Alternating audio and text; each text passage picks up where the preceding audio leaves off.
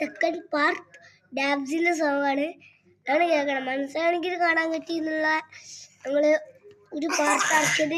ഇത് രണ്ടാമത്തെ പാർട്ടാണ് കേട്ടോ ഞാൻ പാടുന്നത്.